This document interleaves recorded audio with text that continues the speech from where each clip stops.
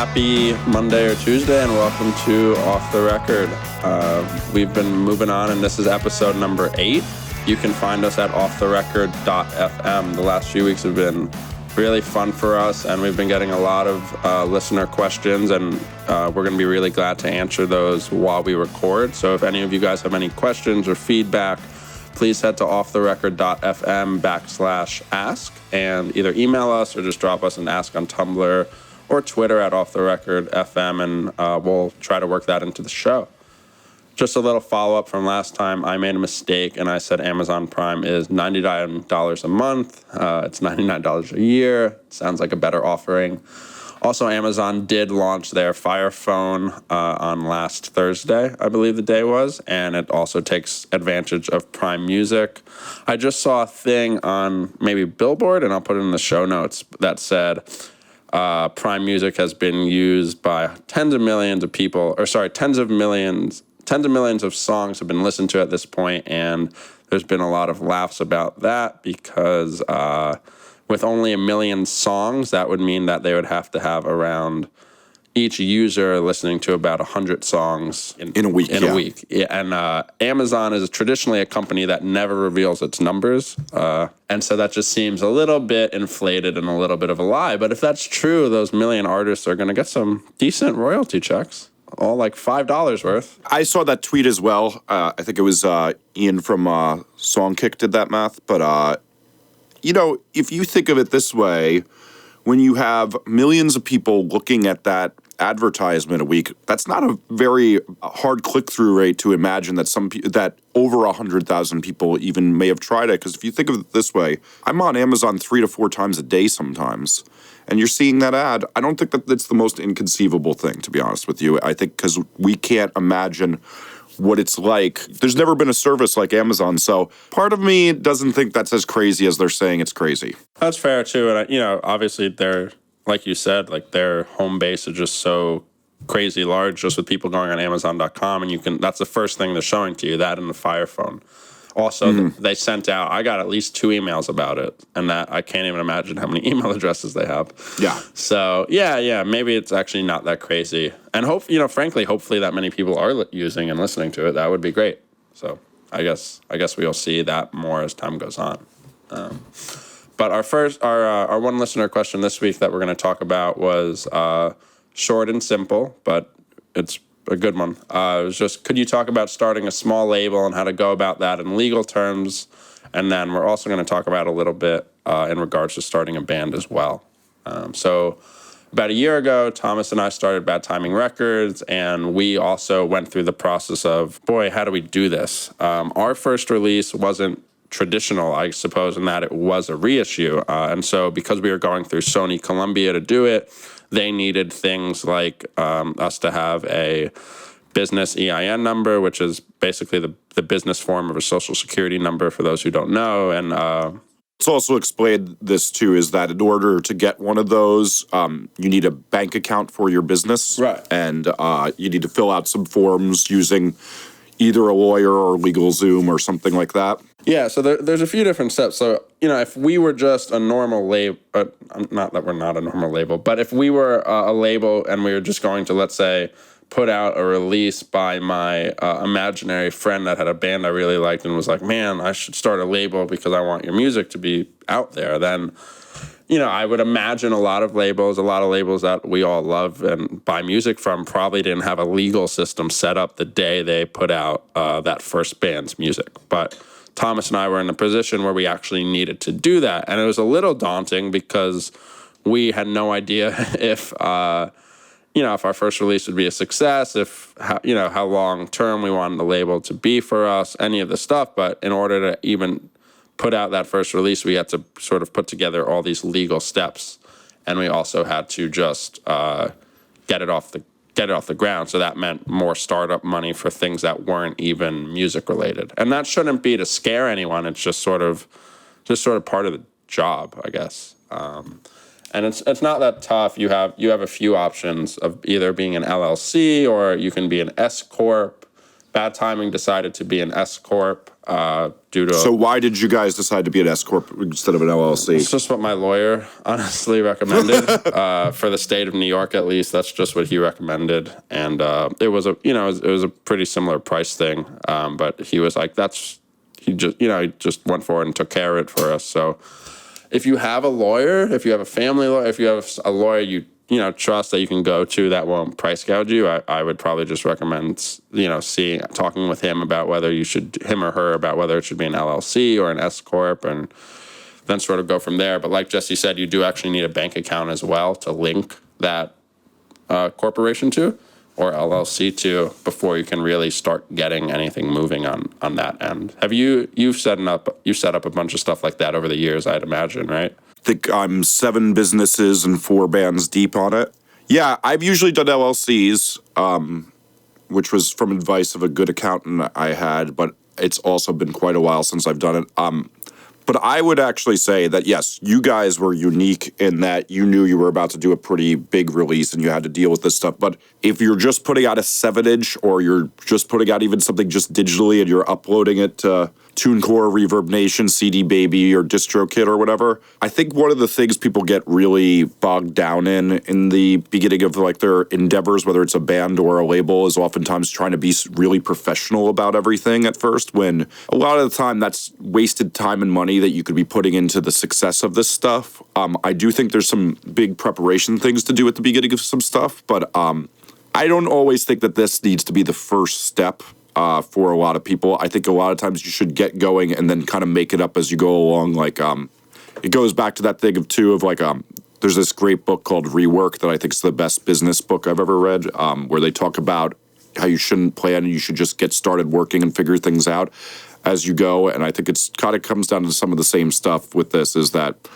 just get moving and start working it out and figure it out. Yeah, there's definitely a line. Like I've been in places, even with, let's just say for Property Zack stuff, where I'll want to try something new, and there will sort of be like some tape I have to cross to be able to do that. But it's easy to get caught up in that stuff because it's also easy to sort of scare yourself to be like, oh God, like I need all this before I can even go on. But that's not necessarily the case. And I do, obviously the most important thing is just doing what you're going to do and do it well and do it with passion. But it was to our benefit for the acceptance reissue that we had to set up all that stuff to work with Sony, because by the time the release came out, we already had it done. And we were working towards getting all that stuff in line while we were also getting the artwork for it done and all that stuff.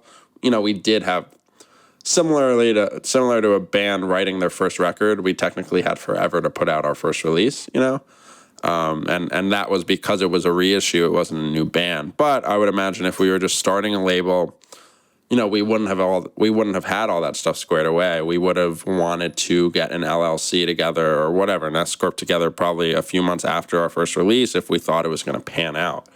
But the most important thing is making sure it can pan out. So contrary to what I just said, though, one of the things, so we wanted to also talk about this in terms of a band, too, and what you do when you start out. So I want to say, it's important at some point that for tax reasons, you also get this LLC. A lot of companies that you might need to deal with will require that you're either doing, that you give them a what is it, EIN number? Yeah, it's an EIN. So there's a point where you have to do that, but the other thing I would say that's very, very important, I think a lot of people overlook, that's some good hidden advice, is you need to make a band agreement or a agreement if you have partners about the way profits and the way things are going to be handled and even the way you make decisions. So I talk about it in my book kind of briefly, but like, let's say one member came up with the band name. What happens if that member gets fired? Do they own the band name and no one else does, even though, let's say it's the bassist who doesn't write any of the songs? When you guys are having a fight about whether to go on tour or not, is it decided by democracy, or is it just the guy who writes the songs who has the main say? Does everybody have an equal vote? After 2 members leave who are original members, do you bring in that member? There's another really interesting thing with like publishing is like, so I always use this example is that like, so when I did the record with The Cure, Robert Smith writes all the Cure songs. The other guys may contribute little things, but he gives them, anybody who played on that song, he gives them an equal share of the songwriting royalties. And this is a smart thing that a lot of bands do. It can be pretty resentful when one person's making bank off of songwriting royalties and getting a $500,000 advance and the rest of the band doesn't. You get a lot of animosity in your band, and you also get a lot of resentment when you're able to afford, fancy lobster dinners on tour and they're eating ramen. So making that agreement and coming up with how you deal with all this stuff is a really important thing to do early on instead of later, because as people's finances are more dependent on it, they get a little bit more irrational, and that fight becomes way more ugly. Yeah, it's a stressful thing. Like in January, we just went through the process of setting up an LLC for Knuckle Puck because our van blew up and we needed to buy a new van, and we didn't really have a sound way of doing that. So I very hurriedly had to sort of rush together getting an LLC filed and all that stuff, and it was a stressful position to put ourselves in. But it's also, at this point, it's so necessary, especially when you go through things like you need a W-9 for every tour you go on. And, it's very invaluable just for the sole reason that you actually are going to need it if your band is going to sort of grow.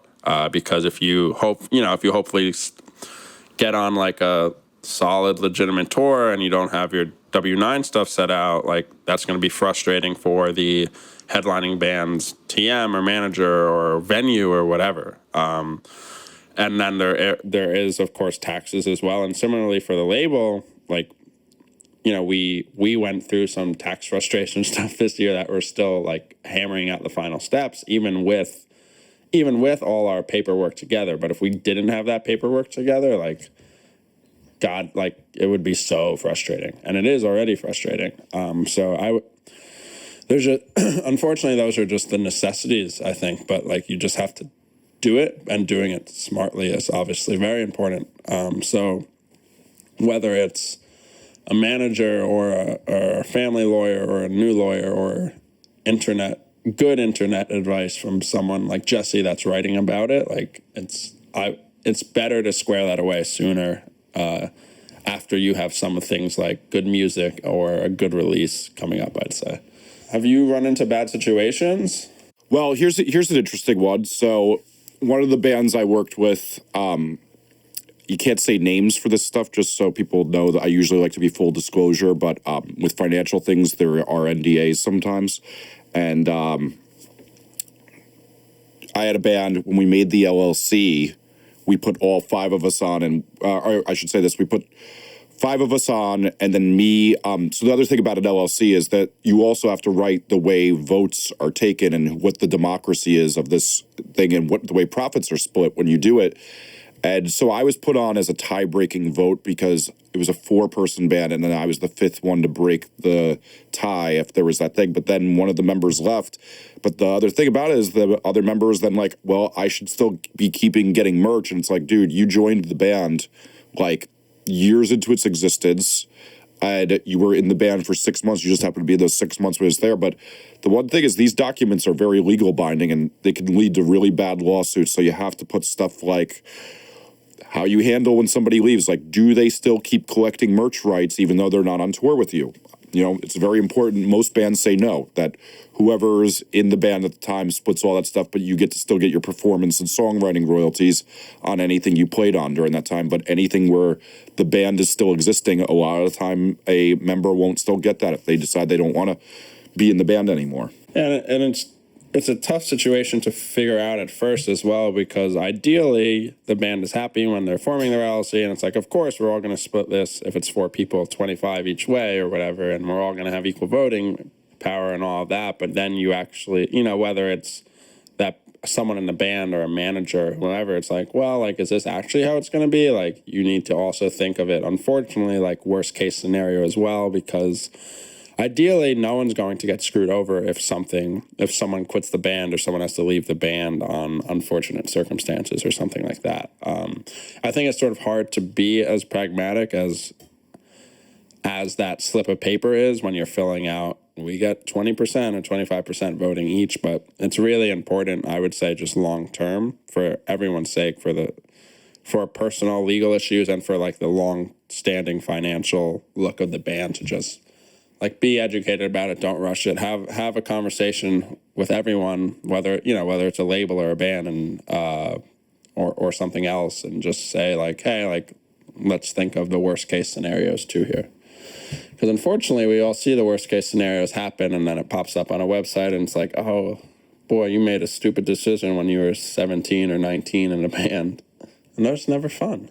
Yeah, or I mean, it's not fun. I remember how much like it hurt Nirvana's brand when after Nevermind got really huge, Kurt Cobain said, wait, 33, 33, 33, no way. I'm taking 66, you two can split 33. And everybody's like, oh, Courtney loves being a Yoko and made him do that. And it was a very bad press look. So you want to kind of anticipate this stuff and stick to it and get this agreement taken care of as soon as possible, as early on as possible. Yeah, and that's probably a good time for our first break. Our first sponsor this week is Bad Timing Records, a label none of us have ever heard of. But at badtimingrecords.com, we have a new release from Park coming up called Jacob the Rabbit. It's out on July 15th. It's their first new music in 8 years. Jesse touched it up for vinyl.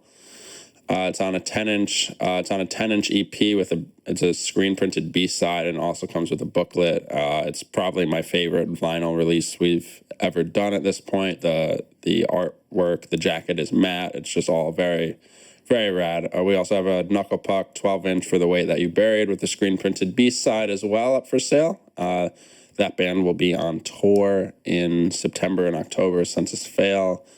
And then we just have a really busy summer and fall coming up. I think we have more releases coming up in the fall than we have had in a year put together, and that is scary. But go to badtimingrecords.com. Lots of great stuff there. And thank you to my label, badtimingrecords.com, for sponsoring Off the Record this week. Next up, so last week we saw on day of recording that there was sort of this rumor going around that YouTube would potentially be blocking videos from artists that didn't sign up for their paid streaming service. And there's been talk for probably like 2 or 3 years at this point, maybe ever since Spotify was becoming prevalent in the US, that YouTube would get into this game through Google. And so last week we saw this rumor that they'd block out indie artists or just artists who weren't signing up for this thing.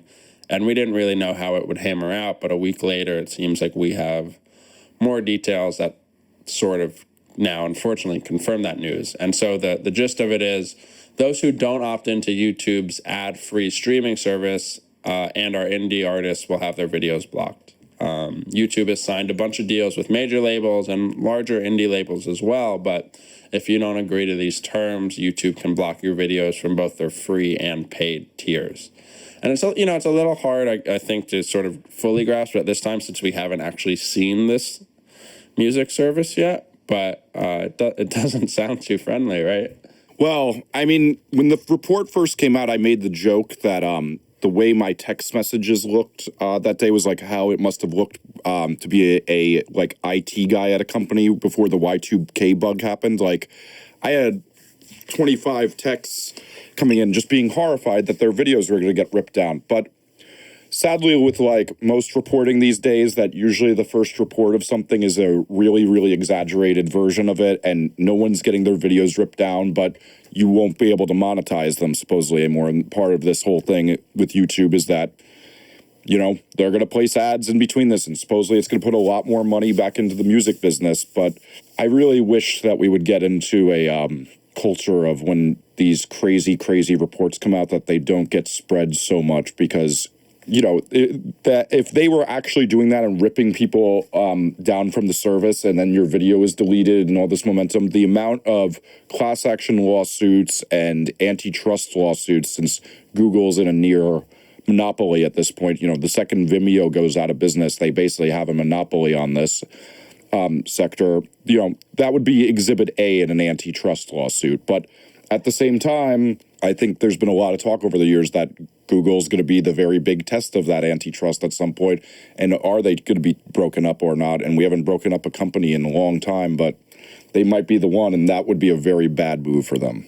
Yeah, and one of the reports I was reading based off of like the first report was kind of like, well, if that's true, the bare minimum is shitty and the worst is sort of this is illegal.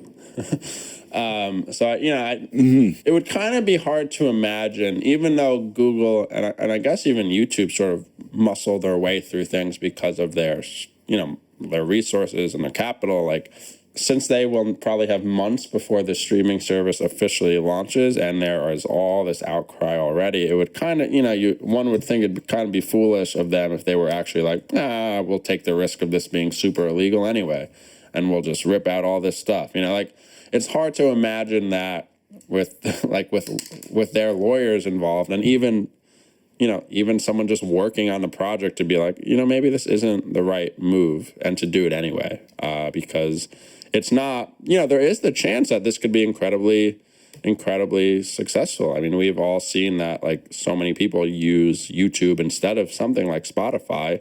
There's a chance that YouTube could, have a major stake in the streaming game anyway. So it would be silly to have a product launch of a service that could have a really good shot at winning a lot of the streaming games, and then have it just sort of beholden to God knows how many lawsuits from even more from indie labels and then bands across the board. But I think there's still a lot for us to see there. I saw Jeff and Run for Cover tweeting someone maybe just last night about like whether how true it is or not. Run for Cover has invested tons of time and I'm sure tons of money as well over the last year or two, building up their YouTube platform with things like their Small Talk series and Gear Talk and all this other stuff that has just made a really great environment for them. Tuesdays with Tay, for example, all this stuff that a lot of us watch every week. And I guess that's clear that Run for Cover hasn't been offered any kind of partnership because I imagine they wouldn't be talking about it. So I'm kind of interested to see what scale these indie labels are, right?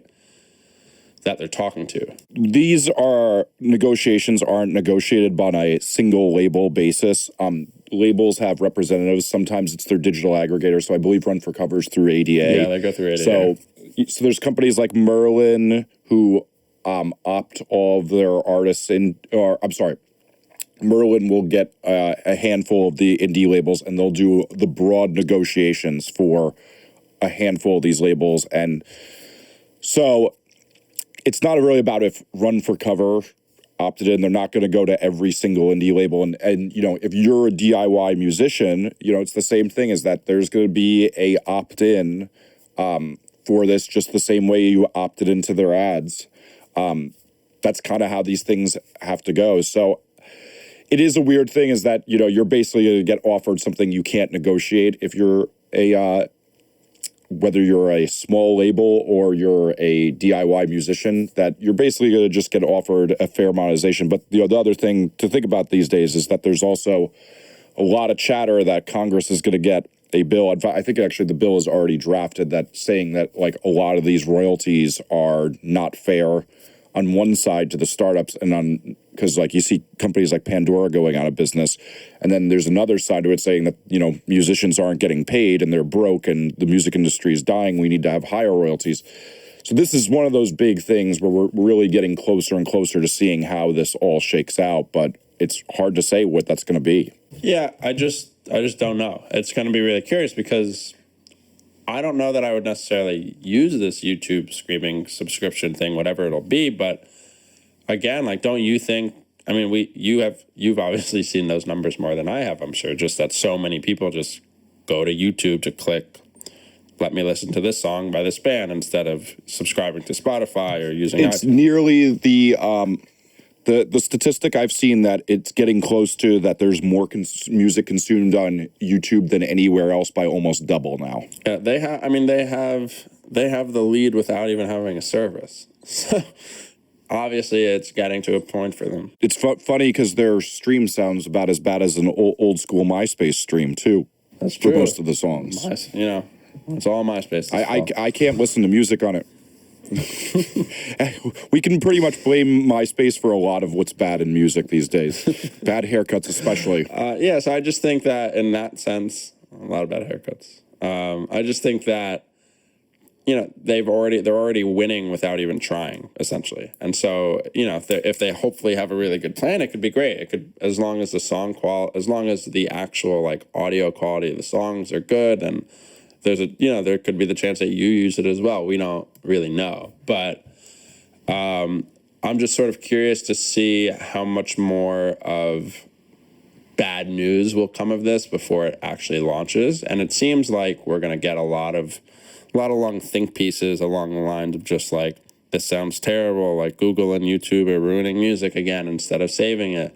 But if everything does pan out, like, it could actually legitimately pump a lot of money back in, right? Like, do you think this is obviously smart of YouTube in your mind, right?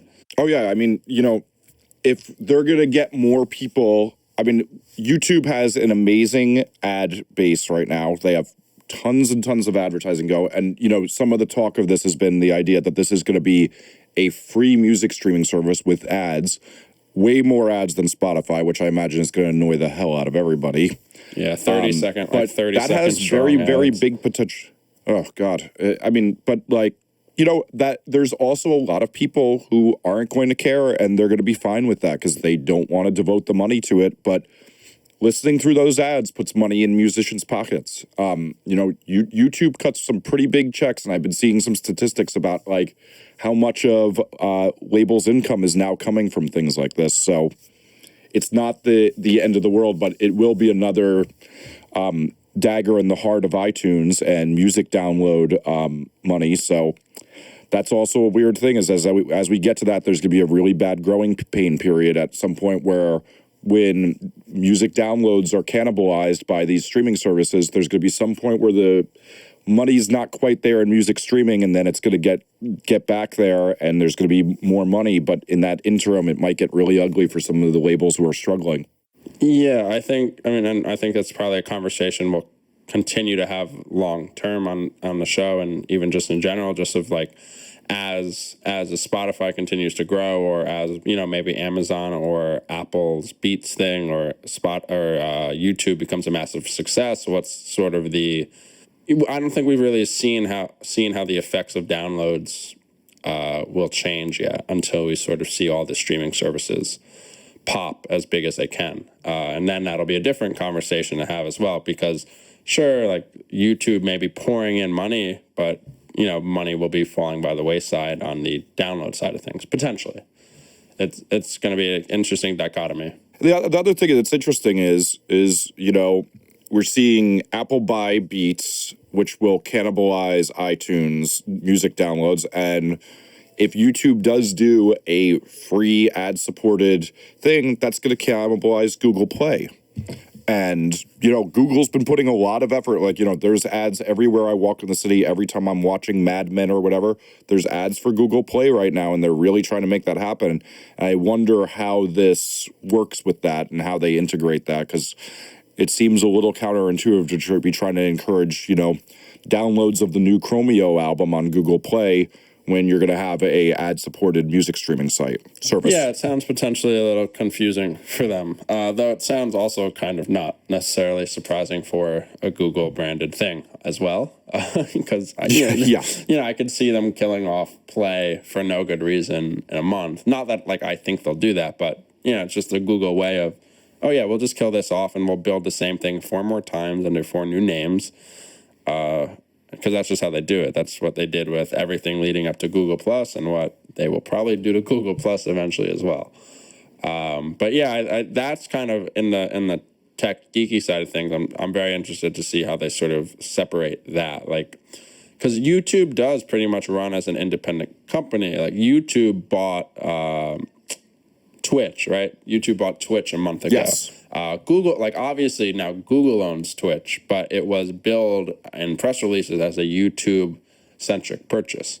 Like, YouTube buys Twitch, not Google. And they did the same thing with that company, Lime, something that does song clearances for cover songs. Yeah. So that was a YouTube purchase, not a Google purchase. Yeah, and obviously that all has the same back end eventually, but we might just be in a situation where Google will be saying, well, how does this YouTube thing pan out? If it's going to be really successful, like, maybe we should put our eggs in that basket. And that's all a lot of speculation, but I would not be surprised to see them both run separately either. I don't necessarily know if everyone knows that Google owns YouTube. Like a random person with a Samsung smartphone listening to Google Play, I don't know if they also know that Google owns YouTube at this point. Yes, I don't think most of the people I ride the subway with care about this stuff. The company also is called Limelight. We will have that in the show notes, and show notes can be found at offtherecord.fm/episodes. Our second sponsor this week is Get More Fans. And Get More Fans is a book that Jesse wrote. It's a 700-page extensive guide with resources and methods to promote your band, detailing everything you need to know to get people to listen to your music and the art around it. The recent reissue, which I think was in April or May, right? In April. In April. And that now has 20 more pages, including a bonus chapter on the daily habits you can do to get more fans to your music. So head to Get More Fans, look that up on Amazon, download it, leave a rating, getmorefansbook.com. And that'll also be in the show notes. So our last topic this week is pay to play. An article was written on Holics a few weeks ago, which a good friend of mine, James, helps run. And the article was called "Repeat After Me, I Will Not Pay to Play Shows." So the gist of that is, and if you don't know what pay to play is imagine being a local band in a random town in somewhere in New York, and you would like to open for the Dangerous Summer, whoever. You would like to open for a band that's touring a small club, and the promoter says, we need a local opener. If you can sell, I don't know, if you can sell 50 tickets, 40 tickets, whatever, for $10 each, you guys can play the show. So I didn't really I don't think I really knew this existed, I guess, until like 4 or so years ago. There was no reason for me to know it existed. I assume there's no reason for a lot of people to know pay to play exists. But so has this always been a thing? It was a very, very controversial thing in the LA hair metal scene around 1987 to 1990.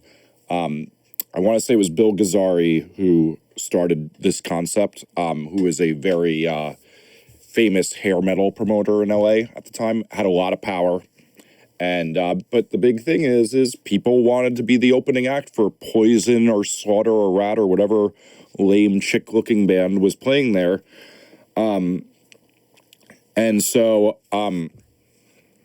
it was that thing of, a lot of people really fought back very hard against this business model, and they lost because we're still talking about it today. And most of the bigger shows I know around New York City, whether it's Santa's Party House on to, shows at Webster Hall or whatever, a lot of bands have to do this in order to get on the opening slot. And, it is a catch-22 is that you get some great exposure if you do this, but it's a horrible business model. But then when you think about it, so, I was a concert promoter for years. We chose to not do this.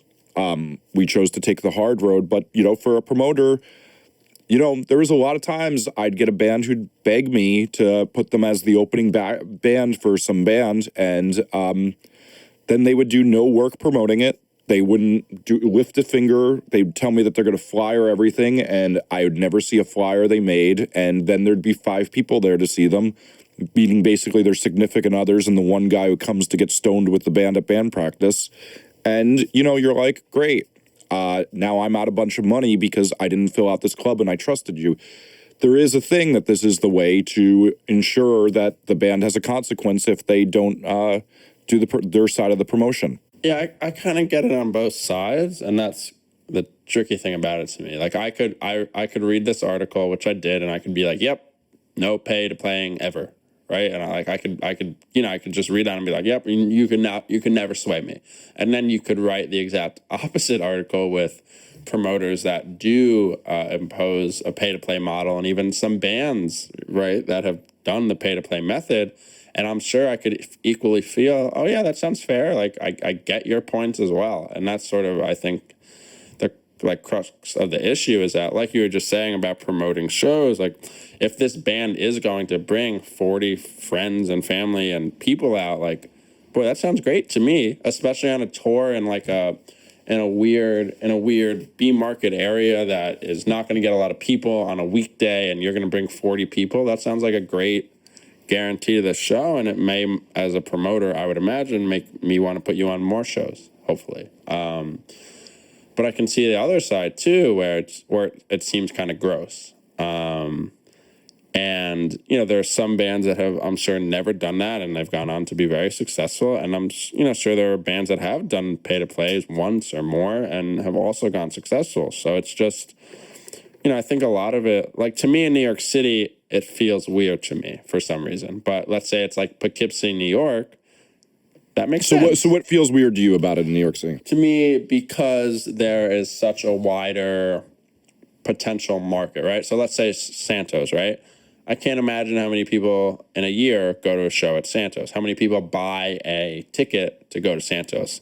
Like through TicketWeb or whatever. Meaning, boy, that's a whole lot of emails Santos has to be able to promote their own shows. It's a whole lot of, they have a wider range of ability to spread their, promotions, right? But something like, let's say a show in Poughkeepsie, a venue, The Loft. The Loft holds 200 people. The Chance, which is the bigger version of that venue, holds 600 people. They don't have shows 4 nights a week. They may only have shows twice a week. And it's Poughkeepsie. There's like a limited market there. There's a school there that I am blanking on. It starts with a V. There's a college there, rather. Poughkeepsie has a large college. Vassar? Vassar, thank you. And so when Vassar's out of school, I bet, 20% of that potential show market also leaves. So to me, like, it makes more sense because there's a smaller amount of people you can promote your show to, and there's way less people, obviously, just in that upstate or New York area. But something, again, like Santos or wherever, if it's Boston or Philly, there just seems more possibility to do better promoting on the venue side and on the promoter side as well. Like, does that make sense to you, or do you just think that's not valid? Because, again, like, I could see it just also not being valid. I see another thing of it, and, while it wasn't my favorite time of music, but, like, when we had the neon swooped hair MySpace band era, I'd see all these bands doing, like, really good fan connections with this stuff by, like, basically, they'd go on MySpace, put up a bulletin, and they're like, we'll meet you at the mall. We'll drive to your house to deliver a ticket and everything. And that makes huge fan connections that really last and work. But at the same time, that's great for an 18 to 20-year-old kid who's going to school and maybe has a part-time job. But that gets pretty rough for the 23-year-old who's working 40 to 60 hours a week and then trying to also have a band on the side that they're trying to get off the ground. That's not the best lifestyle I've ever seen. Yeah, I don't know, there seems to be so much back and forth. Like Nate Doro, he's a promoter that books fusion shows in the Michigan area. He's a great guy. He writes for Property Zack. He's well known in sort of the punk and hardcore music scenes, and he books shows from, 200 caps to like, multi-thousand rooms. And in this article on Holics, he was quoted with saying, he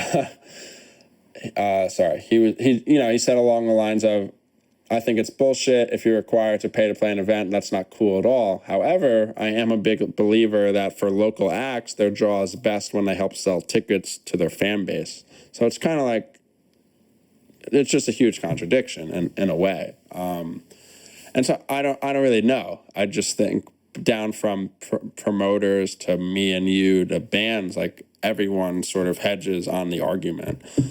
The one time, I think it was probably around 2 years ago now, and I won't say names, but a band was touring.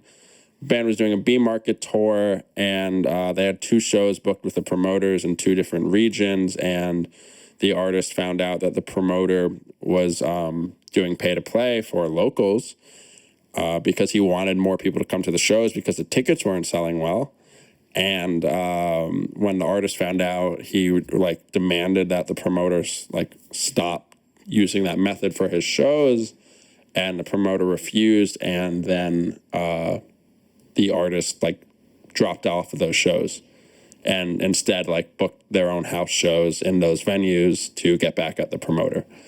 And in a case like that, I was kind of yeah, you're really punk, I guess. But like, if the tickets weren't selling well and it's a promoter's job not to lose their wallet on your show, and they're, if they can bring 40 more kids out, let's just say, like, is that really a bad thing? Or are you just kind of trying to prove a point that no one besides you and the promoter will ever know about? And me, obviously, I know about it. Insider baseball, yeah. Yeah.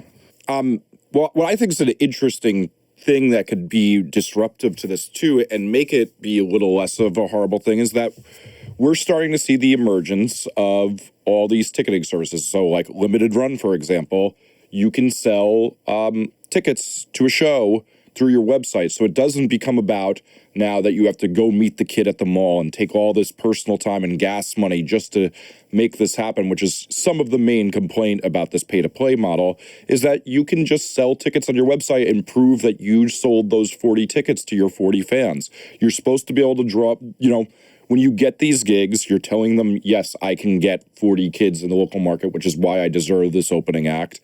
I've been cutting my teeth long enough. There's a quantifiable way to prove it that doesn't do anything. And what's even more interesting about that is, let's say the venue sells you a $10 ticket for $8 a piece. You can be taking that $2 and not have to worry about the promoter paying you your proper due, because you get it right then and there through the power of the internet. Yeah, and that's a good point. Services like Limited Run, and they have sponsored Off the Record before, but services like Limited Run make some of this stuff easier and frankly friendly for the artist and also showgoer. In fact, I would rather buy a ticket from Limited Run than something like Live Nation, because it's not going to drive me insane when I check out. Yeah. You know what I mean? Yeah, and there won't be a quarter of the price of the ticket in service fees put on top of it. Yeah, and it's just, gosh, such a friendlier service to use. And I think that's a good point too, sort of as technology is advancing, that the methods of sort of breaking your back to sell that. I don't know, if you're a band and you have a member in high school, like it's you don't have to like run through high school halls to sell tickets. There are easier ways, hopefully, if your band has any presence online, which you should probably be doing anyway. So would you end it if you had the choice to end it, or do you think it just is always going to be there? No, I actually think that another thing we're not discussing about this thing of like companies like Limited Run or Topspin or Ticket Leap's another one doing these tickets is this will probably actually be the death of pay to play and the death of a lot of promoters, is because, to be honest with you, you don't need the promoter as much anymore. There's some, like you talk about Nate Duro, he does a great job of being kind of the hub of a scene in his city. But, for a lot of these clubs that are just, cannibalizing bands for their self-promotion, you can now rent out a venue and sell tickets on your website. And if you put together a good show, you can ticket it yourself, and all you need is somebody with an iPod Touch to scan the tickets at the door. Like, it's that simple, or just read off a will call sheet. You could see, let's say you're a band that now can do 200 people in your hometown. For your next show, you could just go up to one of the venues, we'll rent you the hall for the night, put up the money for yourself, if they even make you put up money, do your own promotion, sell your own tickets, get your own door person, and use whatever infrastructure that club may have, and skip the outside promoter and get more money for yourself. So, and the same could even go for if you're a band that can only draw 25 people, but you've been talking to a band you really want to bring in from out of town that doesn't have a booking agent yet, or may have a small booking agent, and they can draw 100 people.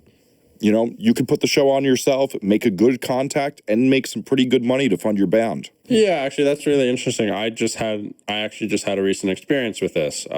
For Skate and Surf, I had two bands playing, Skate and Surf in Asbury Park this year, and Knuckle Puck and Light Years, and someone working for the festival was like, hey, like, you as property of Zack, would you like to have an after party this year? I was like, oh, that'd be a lot of fun. Like, can I pick my band? And they were like, yeah. And I was like, cool, I'm gonna go for this conflict of interest thing, and I'm gonna have Knuckle Puck and Light Years play this show, and I'll have it co-sponsored by Bad Timing Records. And they were like, and so, we started talking about it, and I was talking with Scan Surf promoters, and I was like, well, so are you guys going to provide the venue? Like, how are we going to do this? Because I am not a promoter, and this all sounds really stressful to me. And I was working with someone young on the younger side there. His name's Sam, and he was like, like Asbury Lanes. Asbury Lanes is a smaller venue in Asbury Park, for those who don't know. And he was like, well, Asbury Lanes is booked, but I have a friend, and he has a loft space in Asbury.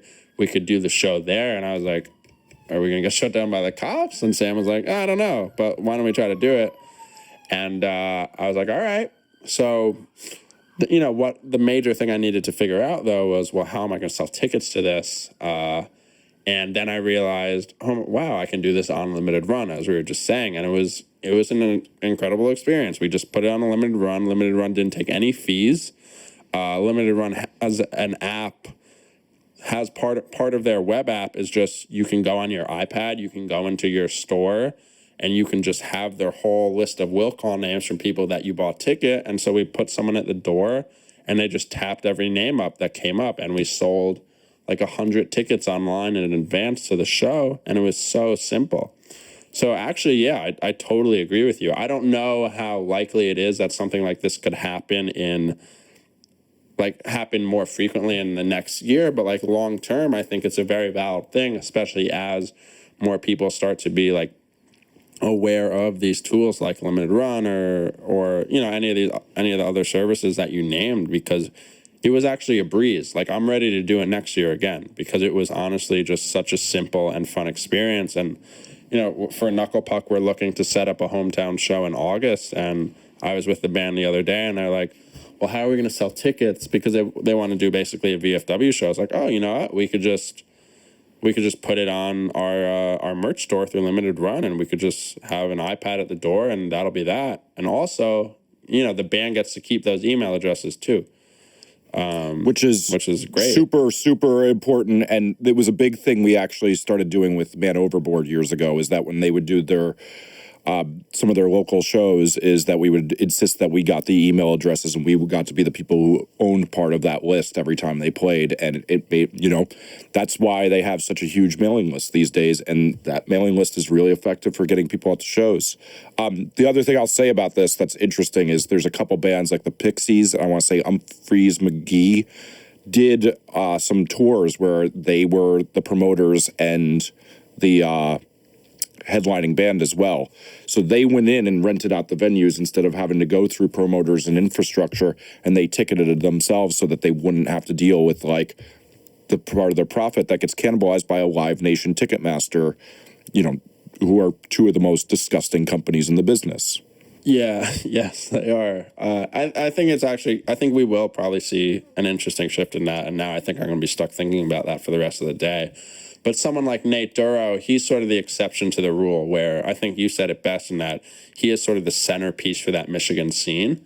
And when you get a promoter like that, that's so great. Or a promoting company like that, right? So like R5 in Philly, like, they're great. Yes. They're the best. They're the best in the country, I think. And there are definitely companies like R5, like Fusion throughout the country, but they're not prevalent. It's often just like a no-name promoter that leaves town every 9 months to go to a different market or whatever, something like that. Mm-hmm. And so I think if there's enough frustration from the bands trying to develop their own scene, and they don't want it to sort of fall apart once a promoter gets tired of taking advantage to the same band for a pay-to-play thing, then we can, that's when you start to see the change. And if the change is easier because there are dedicated tools to make that work, then that could be awesome. And again, like, I had a really great experience. I was super stressed out before we sort of like opened doors for the loft show or whatever. But as soon as people started coming in, and like the nice girl we had at doors, like clicking names on my iPad, I was like, wow, this is phenomenal. Like, I didn't like it, it's a lot easier than you might think. And so while it sounds stressful to be like, gotta put tickets on sale, gotta find a door person, like, hope this place has a PA, like stuff like that. Once you have sort of those bare minimums away, you're really just asking people to buy a ticket, and that's what the promoter's doing anyway. But you get to keep all that money, hopefully. So I think I actually like that a lot. That's kind of a really interesting thing that you're right, we didn't touch on it first.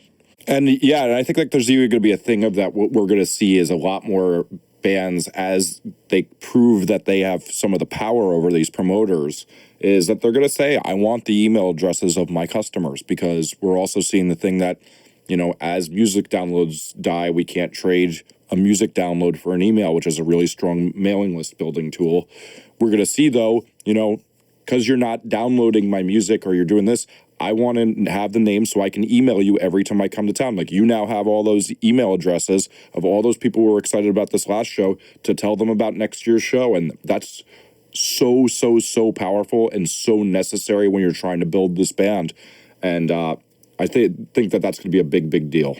Yeah, and again, to bring up this Knuckle Puck show we're planning in August, the band is going on tour with Census Fail in September, and there's no Chicago date because Census Fail is playing Riot Fest, and we didn't make it on the festival this year. So instead of playing Chicago at 10 p.m. after Riot Fest ends that night or something, the band's going to do like a VFW show where they grew up playing and going to see their small local favorite bands. And, those people that are going to go to that show to see like this band play on a floor and get really hot and sweaty in August in Chicago, like those are the fans whose email addresses we want, right? Because those are the most dedicated fans. And that's awesome. Like, that's truly great. That fan is more likely to, like, when we send out a newsletter about, hey, like, we just announced a tour, or we have a new EP, or there's more merch, or something limited, right? That's the fan that's going to be like, oh, yeah, I saw that band play on a floor when they've been going on big tours for the rest of the year. Like, that was awesome. It's going to make them think of that night when you email them instead of getting an email from, a random promoter company when their band's coming back around 3 months later, something like that.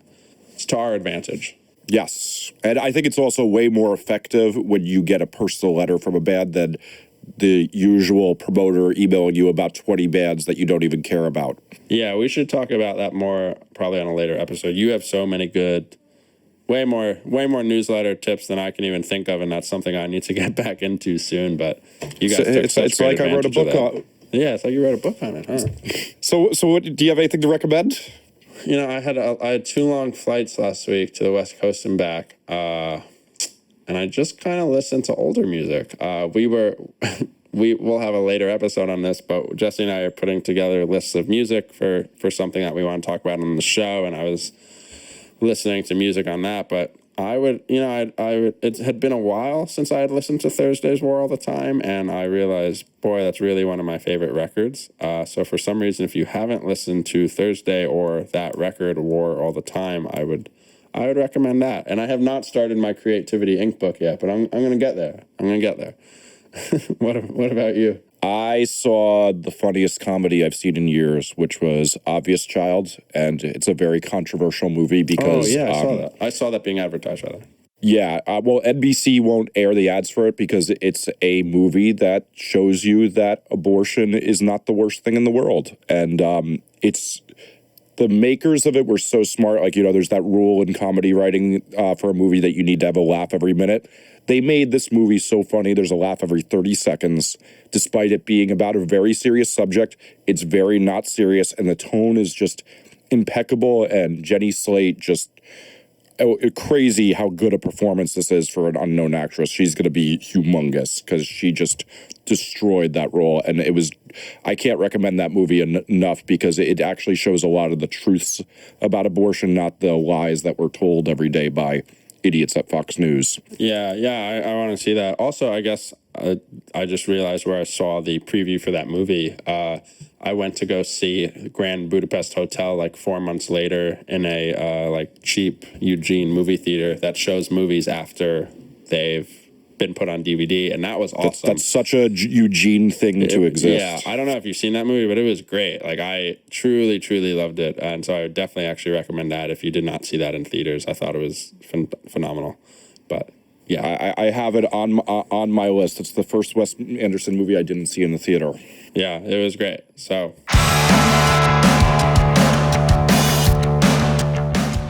Anyways, thank you to listening to Off the Record this week. You can find us at offtherecord.fm. If you subscribe to us on iTunes, please feel free to rate us or leave a review. It really helps more people be able to find out about the show and check out Bad Timing Records and get more fans.